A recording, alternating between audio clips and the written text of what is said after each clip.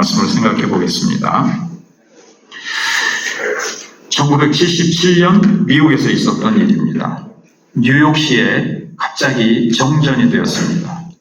그 정전은 25시간 동안 계속이 됐는데 그때 1,100만 명이 넘는 사람들이 무려 이제 25시간 동안, 25시간 동안 무서움과 고통을 체험하게 됐습니다. 2,000개의 점포가 약탈을 당했고 3,800명의 약탈자들이 경찰에 체포되면서 체포되는 과정에서 150명 이상의 경찰이 부상을 입는 그런 일이 생겼습니다. 이런 상황에서 어둠이라는 것, 참 그것은 곧 공포고 고통이고 죽음을 의미합니다. 이런 경우에 사람들이 가장 바라는 게 뭐겠습니까? 전기불이 빨리 들어오는 거죠. 또 하나 예를 들어보면 밤에 여객선이나 배를 타고 바다를 지나가면 이렇게 암초에 부딪히거나 배가 풍랑을 만나서 배가 뒤집히는 경우가 있습니다. 밤바다는 깜깜한데 진짜 아무것도 안 보인다 그래요. 구명조끼를 입었든 안 입었든, 수영을 잘하든 못하든, 이게 파도가 막 몰아쳐 오는데, 구명조끼나 수영이나 이런 건 아무 소용이 없다는 거죠. 그때 갑자기 내 얼굴에 서치라이트가 쫙 비치면서, 여기 사람이 있다! 그러면 산 겁니다. 구조대에서 얼굴에 빛을 비추면 그건 살한 거예요.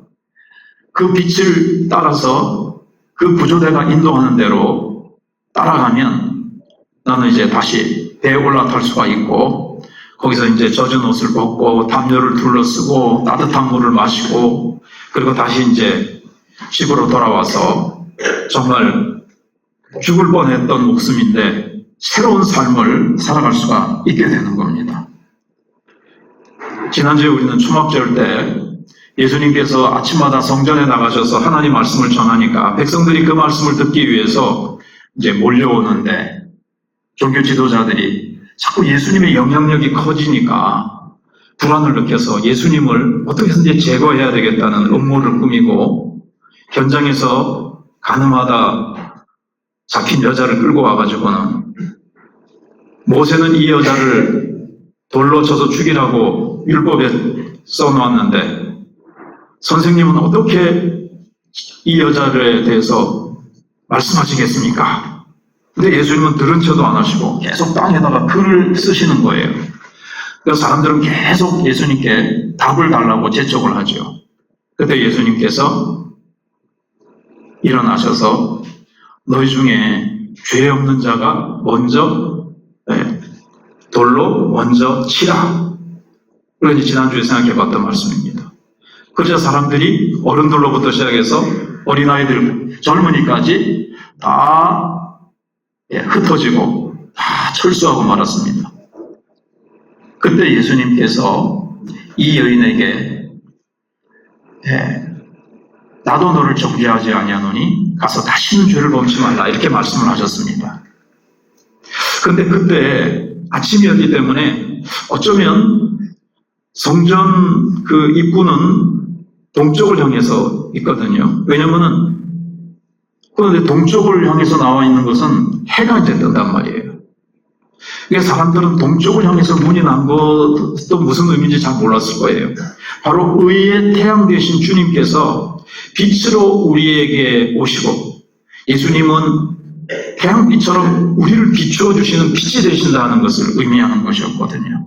아마 아침 해가 탁 떠서 환히 이제 온 누리를 비추고 있을 그때 예수님께서는 그에게 그 말씀을 하시고 나서 나는 세상의 빛이다. 주님이 그렇게 말씀하셨을 가능성을 생각해 봅니다. 그리고 초막절은 제가 뭐하고 관계가 있다고 말씀을 드렸냐면 물하고 관계가 있다고 그랬어요. 초막절 행사 중에서 제사장들이 실로암 못에 가서 물을 길러와 가지고 성전에다가 그 물을 붓는 거예요. 그 물은 바로 성령을 의미하는 겁니다. 예수님께서 누구든지 목마르거든 내게로 와서 마시라. 그러면 그 배에서 생수의 강이 흘러나리라. 이렇게 말씀하셨거든요. 그 상징이란 말이에요, 물은.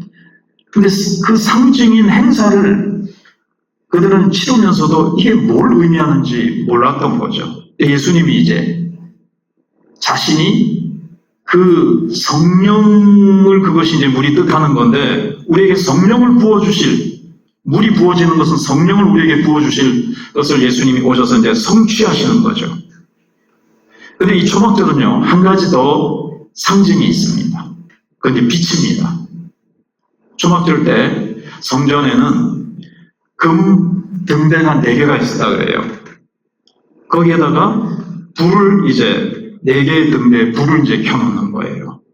그럼 이제 밤에도 그 초막절 기간 동안에는 그 등불에 빛이 비추는 겁니다. 그들은 그냥 금 등대에다가 불을 붙이고 그냥 전에 내려오는 대로 관습에 따라서 그 행사를 치르지만 이 등대의 빛이 무엇을 뜻하는지 모르고 그냥 했던 거죠. 예수님은 바로 그 등대의 빛이 상징하는 것은 바로 내가 세상의 빛이라는 거예요. 그러니까 성전 안에 있는 것들은 그 행사들의 그 의미는 다 예수님입니다. 예수님을 가리키는 거예요. 그래서 예수님은 나는 세상의 빛이니 나를 따르는 자는 어둠에 다니지 아니하고 생명의 빛을 얻게 된다. 그렇게 이제 주님이 말씀하시는 겁니다. 근데 유대인들은 그 예수님의 말씀을 받아들이기가 어려웠습니다. 예수님은 지금 아무것도 없거든요. 예수님이 뭐 예를 들어서 좀 우습게 들릴지 모르겠지만 성냥불이라도 켜놓고 라이터라도 탁 켜서 빛을 쫙 비추시면서 나는 세상의 빛이다. 그러면 모르겠는데 예수님은 아무것도 가지고 있지 않으시면서 나는 세상의 빛이다. 이러니까 유대인들은 그것을 믿고 받아들이기가 어려웠던 것입니다. 우리가 생각할 것은 예수님은 어떤 빛이신가 하는 겁니다. 어떤 빛을 두고 나는 세상의 빛이다 이렇게 말씀하셨느냐 하는 겁니다.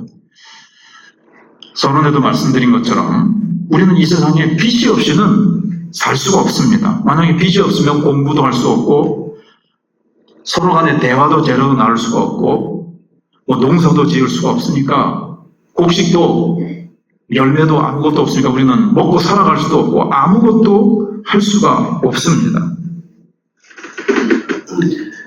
교도소에서 죄수들이 간혹 큰 사고를 교도소 안에서 또 사고를 치면 여러분 뭐 영화나 뭐 책에서 보셨겠지만 그런 사람은 또 독방에다가 이렇게 그 처벌을 해요. 그러면 이제 며칠 또는 몇 주, 제가 본 뭐 영화 같은 거 보니까는 최고 기한은 한 달이더라고요. 한 달 이상은 아니고 한 달. 그럼 깜깜한 독방에 들어가면 시간이 어떻게 흘러가는지 모른다 그래요. 지금이 밤인지 낮인지, 시간이 흘러가는 건지, 그리고 내가 지금 살았는지 죽었는지, 내 존재감조차 느끼지 못하는 그런 상황이 된다는 거예요. 그래서 거기서 오는 정신적인 고통이 너무 심하기 때문에 독방에 이제 너 집어넣는다 그러면은 막 아무리 그냥 간 큰 죄수들도 두려워서 이제 막 벌벌벌 떤다는 거죠. 근데 이 빛이라는 것은 사실 가만히 보면 그냥 생기는 것이 아니고 뭔가 태우면서 빛이 나는 겁니다. 나무를 태우든지 기름을 태우든지 전기불은 텅스텐이라는 그 물질을 전기가 통과하면서 그 전기가 소멸되면서 이제 빛을 내는 거거든요. 예수님은 이 세상에 오셔서 십자가 위에서 자신의 생명을 태우시면서 피를 흘려 자신의 목숨을 내어주시면서 온 세상의 빛을 환하게 비추시는 빛이라는 겁니다. 유대 사회는, 유대 지역은 말이죠, 그 낮이 굉장히 뜨겁습니다. 우리가 생각하는 것보다도 한창 더울 때는 50도, 60도까지 올라간다 그래요. 그래서 낮에는 주로 이렇게 걸어 다니지를 잘 않고, 특히 먼 여행을 하지 않습니다. 해야 될 때는 또 어쩔 수 없이 해야 되지만, 주로 이제 밤을 이용하는 거죠. 그래서 성경에 보면은 밤에 떡을 빌리러 온 친구에게, 친구가 밤에 찾아왔는데 이제 줄 게 없어가지고 이제 먹을 거를 친구 집에 가서 빌리는 게 나오잖아요. 왜 밤에 찾아왔느냐? 낮에 더우니까 밤에 여행을 하다 보니까 밤중에 이제 저녁에 출발해서 밤에 이제 도착을 한 거예요. 그 광야길을 이제 밤 여행을 할 때 혼자 가면 얼마나 위험합니까? 강도떼, 사자, 독사, 또 길을 잘못 들어서 발을 헛디디면 낭떠러지에 떨어져 이제 죽음의 위험이 있잖아요. 그러니까 여럿이 모여가지고 이제 같이 가는데 반드시 맨 앞에 있는 사람이 긴 장대에다가 횃불을 탁 켜서 앞장서서 가는 겁니다. 그럼 이제 그 횃불이, 큰 횃불을 이 뒤에 있는 따라오는 사람들 그 일행을 비추기 때문에 길을 잃지 않고 뭐 강도나 사자나 독사를 피해서 또 딴 길로 빠지지 않고 잘 갈 수가 있습니다. 그런데 그 일행의 가운데 가다가 뭐 소변을 본다든가 딴청을 부리다가 그 무리에서 이탈돼서 빛을 어디로 갔지 해버리면 길을 잘못 발을 딛거나 딴 길로 접어들면요 뭐 헤매는 거예요. 계속 뭐 광야에 뭐 표지판이 있습니까? 뭐 가로등이 있습니까? 그래서 이제 생명이 이제 위험하게 되는 겁니다.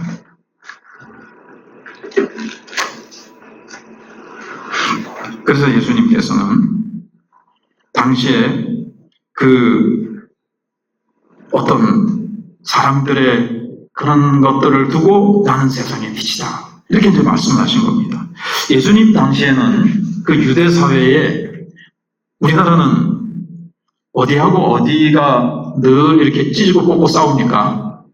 크게 보면 여당과 야당, 보수와 진보, 그게 이제 늘 이렇게 서로 싸우는데 유대 사회는요 5개 파가 있었어요. 바리새파, 이 사람들은 수준 적지만 발언권이 셌습니다. 율법을 지켜야 된다. 이런 그래서 발언권이 세고 이제 지도력이 있었던 거죠. 사회를 이끌어갈 수 있는 발언권이 세고요. 그 다음에 사두개파가 있었습니다. 사두개파는 부활도 믿지 않고 내세도 믿지 않고 천사도 믿지 않는 사람들인데 현실파예요. 그래서 제사장들입니다.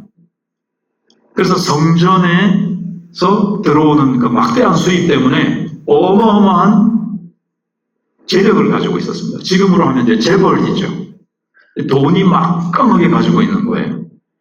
그 다음에 이제 헤롯파가 있습니다. 헤롯 당파가 있는데 이제 뒤에 로마가 있으니까 헤롯은 이제 권력을 가지고 있는 사람입니다. 그 다음에 이제 SM파가 있는데 이 사람들은 사실 싸우지는 않죠. 저 사막 깊은 곳에 들어가서 말씀 묵상하고 주님의 재림을 기다리는 겁니다. 수도사들처럼 수도원처럼 그렇게 주님의 재림만 기다리면서 말씀 몇 개 적고 말씀 묵상하고 기도하고 그 다음에 이제 마지막 5번째가 열심당입니다. 그래서 친로마 인사들 세력들은 가까이 가서 너무 로마에 붙어가지고 이스라엘을 괴롭히고 하면 가까이 가가지고 늘 칼을 들고 다녀요. 그러다가 가서 푹 찌르고 도망갑니다. 이 사람들에게는 열심이 있었습니다.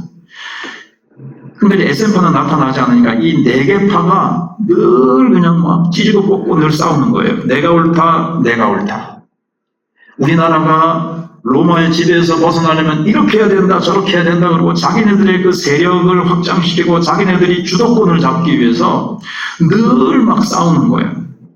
그들은 좌충우돌하고 서로 싸우느라고 이 갈 바를 모르고 백성들도 누구 말이 옳은지 누구를 따라가야 될지.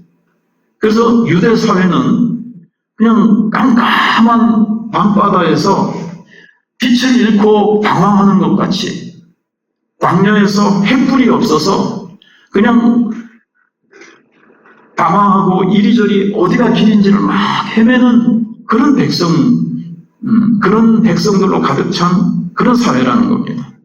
그래서 예수님께서 무리들을 보시고 목자 없는 양과 같이 방황하는 것을 보시고 참 긍휼히 여기셨다는 말씀이 곳곳마다 성경에 나오죠.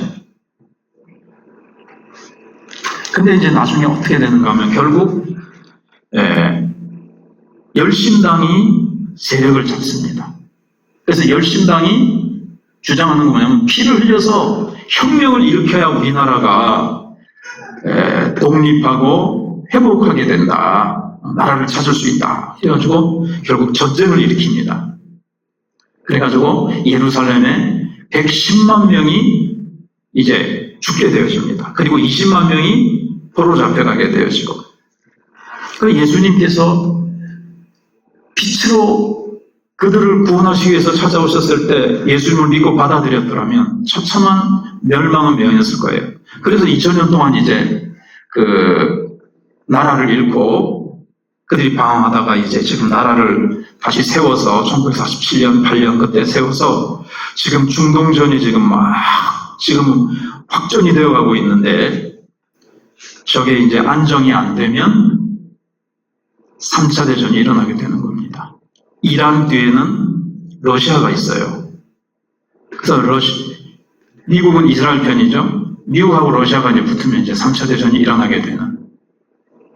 그래서 예수님께서 참 마지막 때에 대해서 말씀하셨는데, 지금은 얼마나 마지막 때 중에서도 마지막 때인지를 우리가 알 수가 있습니다.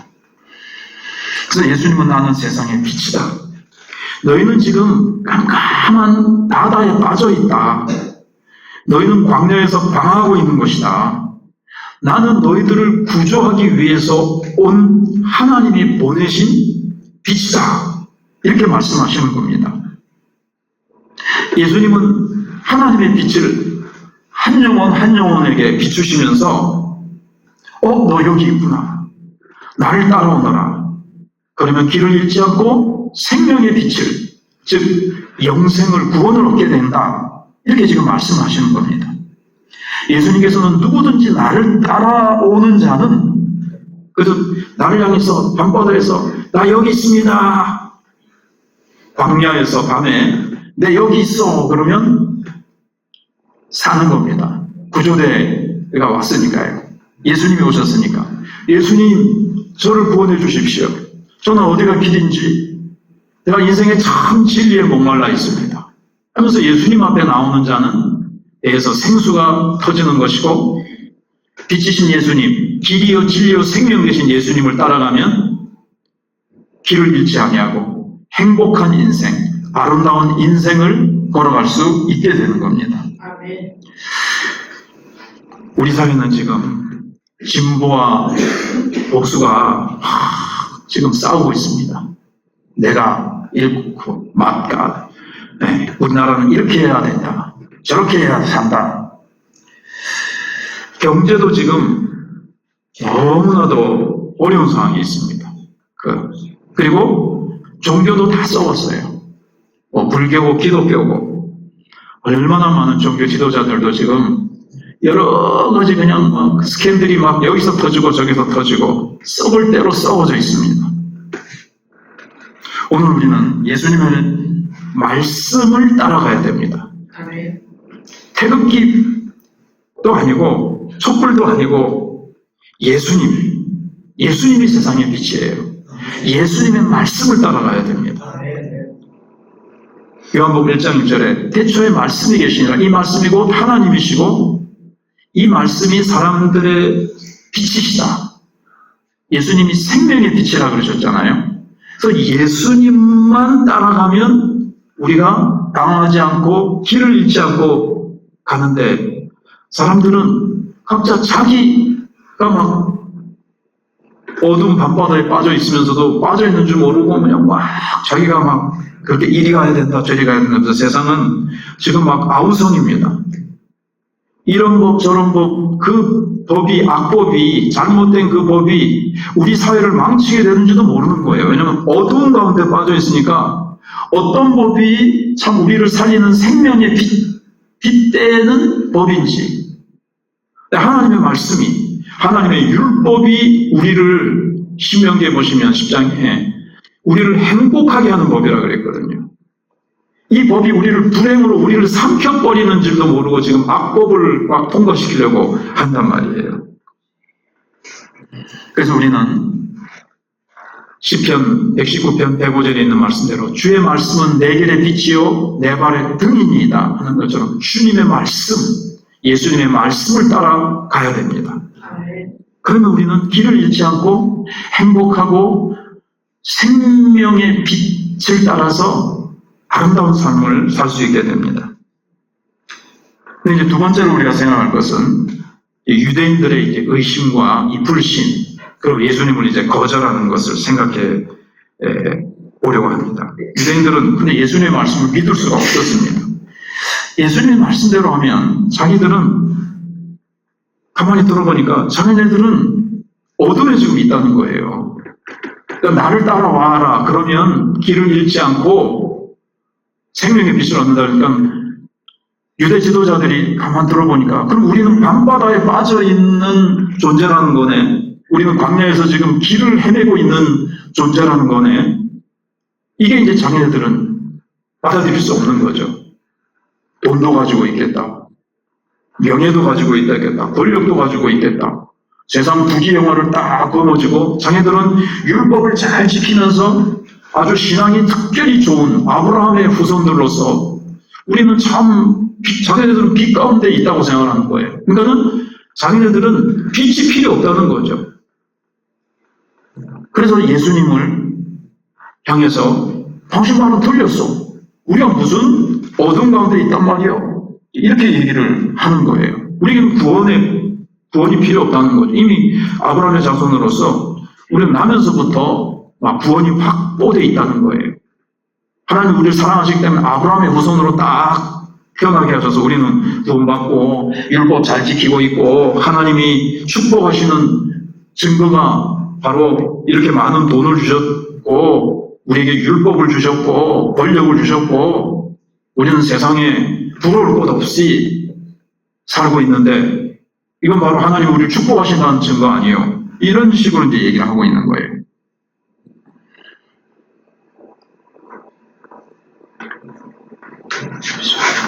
이들이 예수님을 믿는데 가장 걸림돌이 뭐였는가 하면 여기 보면 이런 말이 나오죠. 15절에 너희는 육체를 따라 판단하나 했습니다. 또 앞에도 나왔던 부분이에요. 5장에서도 나왔던 부분인데 예수님은 세상적으로 아무것도 없는 거예요. 학교 학벌이 없습니다. 돈도 하나도 없습니다. 그리고 예수님의 출신인 이 나사렛은 질이 아주 저질스러운, 질이 낮은 안 좋은 동네예요. 거기 출신이니까 그것도 인정을 받을 수가 없어요. 그럼 예수님이 뭐 인물이 뛰어나냐? 이사야서에 보시면 근무할 만한 아무 곳이 없다고 그랬어요. 사람들이 보고 고개를 돌릴 정도로 아닌데요. 성화 보니까 예수님 굉장히 잘생기셨던데요. 그 모델을 보고 그린 겁니다. 저기 성만찬이라든가 양떼를 하나 안고 있는 지팡이 들고 있는 예수님 보니까 아주 미남이시던데요. 그거는 모델을 보고 그린 거지. 그렇다고 예수님이 굉장히 뭐라 그러죠? 되게 못생겼다. 이건 아니지만 그냥 평범하게 생기셨다는 거죠. 예수님께는 아무런 사람들이 흠모할 만한 그런 세상적인 뛰어난 그 어떤 것도 아무것도 가지고 있지 않으셨다는 거예요. 그리고 지지자도 아무도 없습니다. 요한복음 6장에 보시면 2만 명, 5천 명 거리에 따르던 제자들이 다 물러가 버리고 약 100명 정도만 남았습니다. 그런데 당신이 아무것도 없으면서 우리에게 줄 수 있는 것이 아무것도 없으면서 당신이 무슨 세상의 빛이라는 것이요. 그리고 당신을 따라가면 뭐 생명의 빛을 얻는다 그랬는데 우리는 그걸 인정할 수가 없어. 그렇게 얘기를 하는 겁니다. 그리고 13절에 바리새인들이 이르되 네가 너를 위해 증언하니 내 증언은 참되지 아니하도다.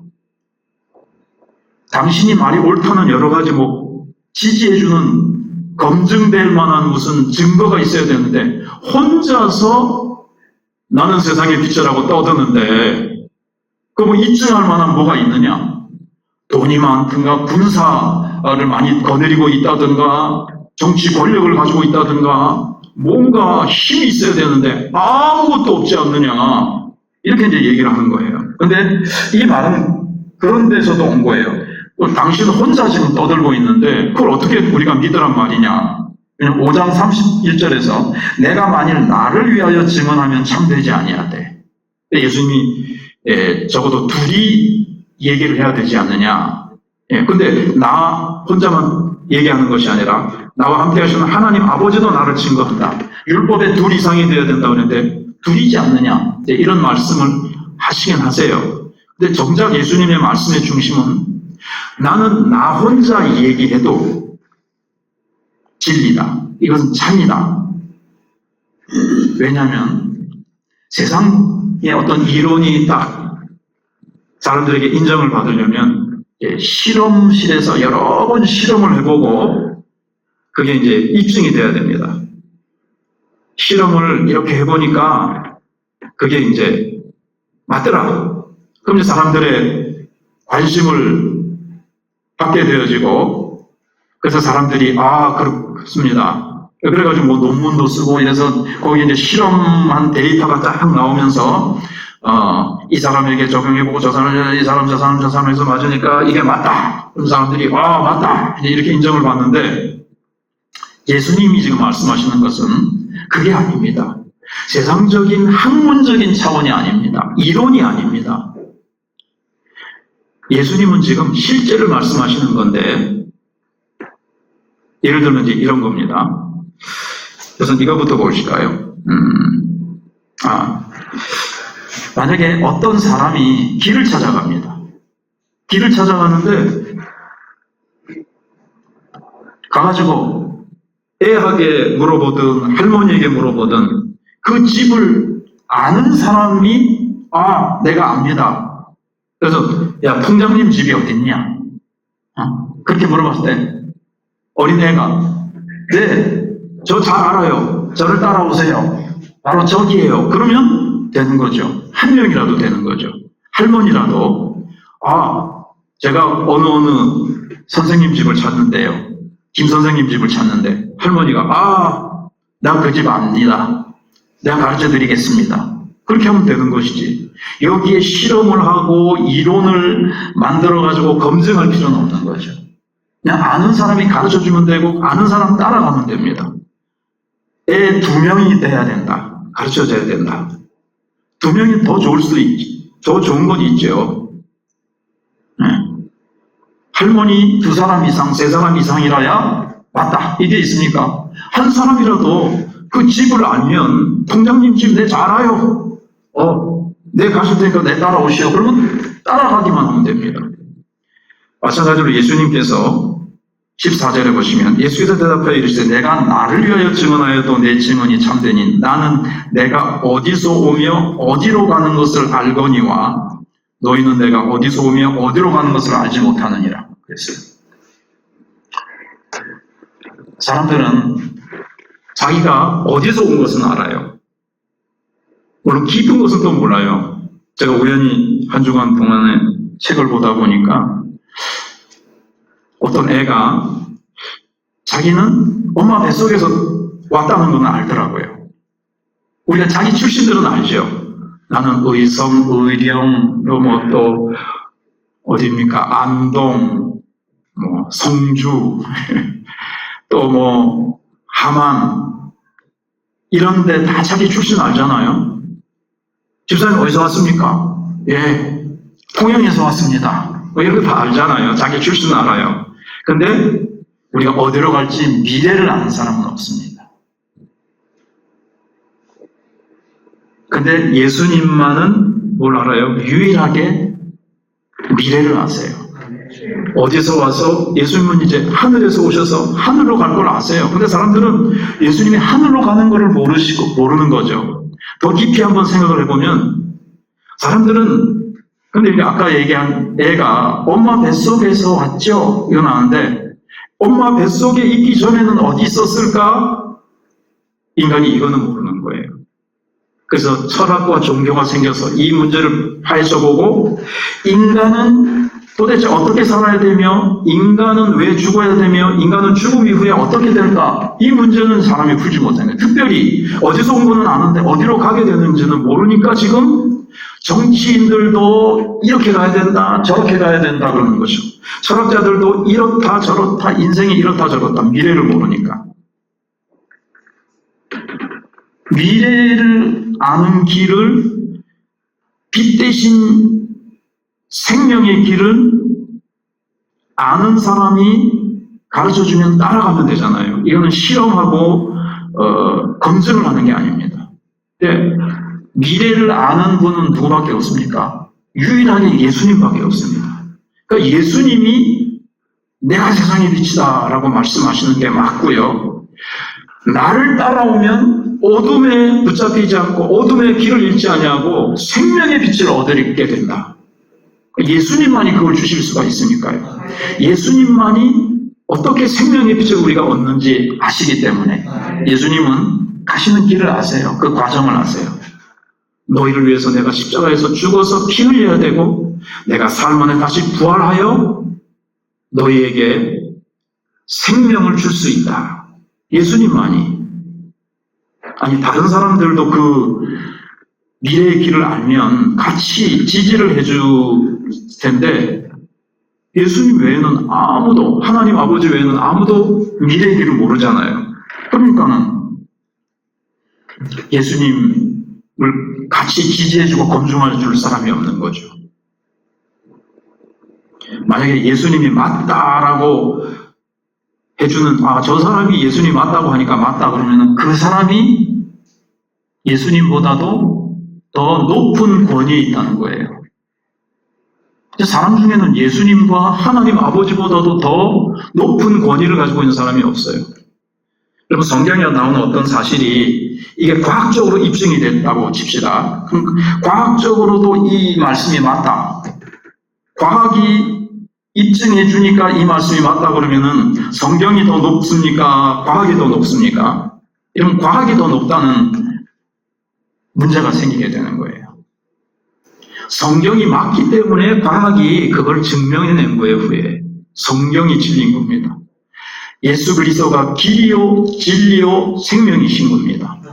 그래서 예수님이 내가 길이요 진리요 생명이니 나를 따라오면 길을 잃지 않고 생명을 얻게 된다. 이렇게 이제 말씀을 하시는 겁니다. 그래서 예수님은 자신이 어디에서 오시는지도 아시고 어디로 가시는지도 아십니다. 그런데 유대인들의 가장 큰 함정이 예수님을 육체로 판단을 하는 거예요. 돈도 없어, 학벌도 없어, 배경도 없어, 요즘 말로 백도 없어요. 인물이 뛰어난 것도 아니에요. 아무것도 없습니다. 인간적으로, 세상적으로 아무것도 없어요. 그런데 당신이 우리에게 뭘 준단 말이에요? 그래서 마지막으로 예수님은 세상적으로는 아무것도 없지만 그래서 사두개인들은 뭘 가지고 있다고요? 돈을 상상도 할 수 없을 만큼 성전에서 벌어들이는 그 돈은요 상상할 수 없이 많아요. 헤롯 땅은 권력을 가지고 있고 바리새인들은 지도력을 가지고 있고 열심당원들은 열심을 가지고 있는데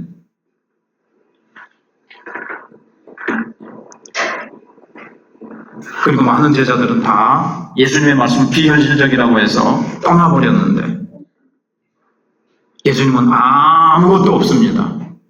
근데 예수님이 딱 한 가지 가지고 계신 것이 있었습니다. 그것은 바로 하나님이셨습니다.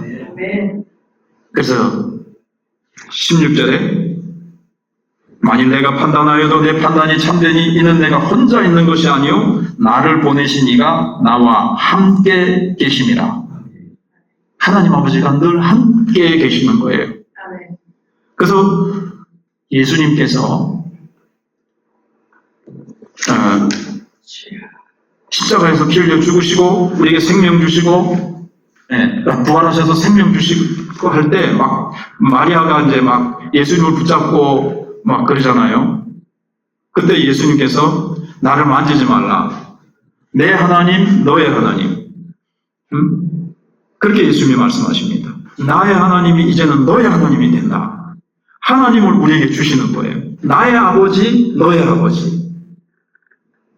하나님이 예수님의 그동안 아버지이셨는데 너희들의 아버지도 된다. 하나님을 주시는 겁니다.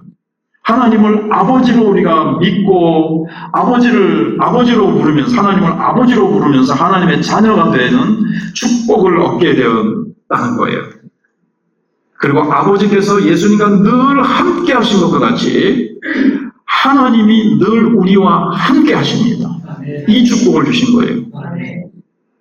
그거 다 알고 있는데요. 아는 거하고 실제로 정말 1초도 놓치지 아니하시고 늘 나와 함께 하신다는 것을 늘 붙들고 은혜 가운데, 빛 가운데, 생명 가운데 살아간다는 것은 또 다른 얘기가 될 수 있어요. 조금만 어려운 일이 생기면 또 우리는 두려워하고 미래가 어떻게 될고 10년 후가 어떻게 될고 또 많은 재벌들이 길을 압니까? 이건희 회장이 늘 기자들이 마이크를 들으면 우리나라는 10년 후가 문제입니다.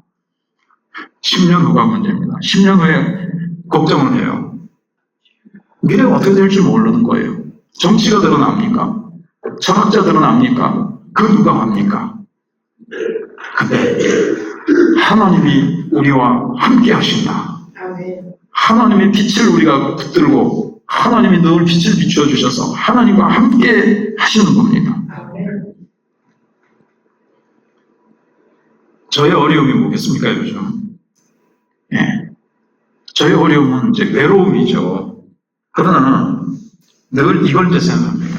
예수님이 별명이 뭐죠? 마태복음 1장에서 그의 이름을 예수라 하라. 그러면서 예수님의 별명이 뭐예요? 임마누엘. 우리와 함께 하신 하나님. 하나님 우리와 함께 하신다는 거예요. 주님이 언제나 우리와 함께 하십니다. 주님은요, 엄청난 창조주시고 능력의 주님이시죠. 주님이요, 홍해도 다 가르시고 주님의 오른손으로 여리고성도 다 무너뜨리시고 그런 분이 나와 함께 하셔요. 우리의 모든 과거와 현재와 미래를 다 알고 계시는 분이 나와 함께 하십니다. 우리는 5분 후의 일을 몰라요. 아니 잠시 후의 일을 모르는데 주님은 나의 5분 후의 일, 다음 달에 10년 후에 우리의 영혼까지 나를 향한 계획을 가지고 계시고 모든 것을 알고 계시고 나를 따라오면 그랬습니다. 예수님을 따라가고 예수님의 말씀을 순종하며 예수님을 따라가면 이 땅 위에서 우리가 방황하지 않고 엉뚱한 길, 엄한 데로 가지 않고 참 생명의 길, 의의 길, 진리의 길, 행복한 길, 아름다운 길을 걷게 되는 겁니다. 우리는 생명의 빛이 우리 안에 있어요. 이 빛이 점점 나이가 들면서 겉사람은 후퇴하지만 속은 새로워지고 속에서는 더 우리가 천국의 밝은 빛을 가집니다. 빛, 평안, 기쁨, 사랑, 이런 천국의 속성들이죠. 그래서 사랑이 더 많아지고 더 기뻐지고 평안이 더 풍성해지고 은혜가 더 넘치고 이런 빛이 점점 빛이 막 우리 속에서 더 역사해서 사람들이 보면서 야 멋있게 늙어간다.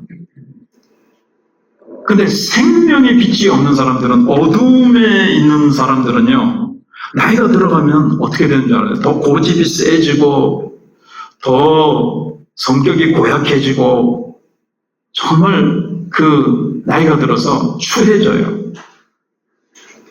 우리는 세상 사람들에게 또 우리가 빛입니다. 생명의 빛을 우리가 소유하고 점점 더 멋있게, 점점 더 아름다운 인생을 살아갈 때 사람들이 저 사람 따라가보자. 우리가 예수님을 따라가면서 살듯이 여러분 누구를 따라가시렵니까? 돈 많은 사람이요? 권력을 가지고 있는 사람한테 한번 붙어서 뭔가 유익을 얻어볼까? 그게 아니고 정말 빛을 가지고 있는 사람. 우리는 복음의 빛을 가지고 있는 사람이지 않습니까?